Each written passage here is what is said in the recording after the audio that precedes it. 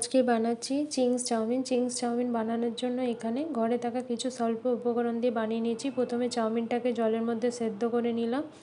এরপরে চাউমিন বানানোর জন্য যে সবজিগুলো লাগছে, পেঁয়াজ কুচি, লঙ্কা কুচি, গাজর লম্বা লম্বা করে কেটেছি, ক্যাপসিকাম লম্বা লম্বা করে কেটে নিয়েছি, তার সাথে বাঁধাকপি লম্বা লম্বা করে কেটে নিয়েছি। এবারে তেল গরম হয়েছিল, গরম করে নিলাম, তার মধ্যে দিন লঙ্কা কুচি, পেঁয়াজ কুচি দিয়ে তারপরে একটু ঢাকা দিয়ে রাখলাম। এখানে 3টে সসের মিশ্রণ বানিয়েছিলাম, সোয়া সস, টমেটো সস আর রেড চিলি সস। এবারে পেঁয়াজটা নরম হয়ে এসছে, তার মধ্যে গাজর, ক্যাপসিকাম আর বাঁধাকপিটা নিয়ে নিয়েছিলাম, দিয়ে ভালো করে নুন দিয়ে একটু ঢাকা দিয়ে রেখে দিলাম যাতে সবজিগুলো সেদ্ধ হয়ে পড়ে। চাউমিনটাকে জল ঝরিয়ে আগে রেখে নিয়েছি এবং চাউমিনটার সাথে একটু সাদা তেল মাখিয়ে নিয়েছিলাম যাতে চাউমিনগুলো ঝরঝরে থাকে। এখানে দিলাম চিংস চাউমিনের ভেতরে যে মশলাটা ছিল সেই মশলাটা।